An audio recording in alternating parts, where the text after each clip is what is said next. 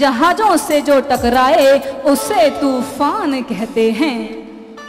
जहाजों से जो टकराए उसे तूफान कहते हैं, और तूफानों से जो टकराए उसे इंसान कहते हैं, और इंसानों से जो टकराए उसे शैतान कहते हैं, और शैतानों से जो टकराए उसे हनुमान कहते हैं।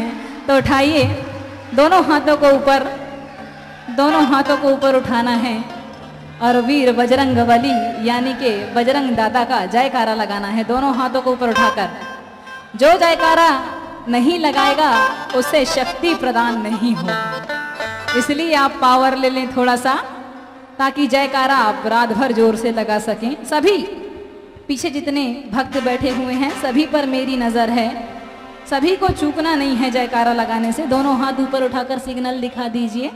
हाँ, क्या बात है। जयकारा बजरंग बली का, बोल सच दरबार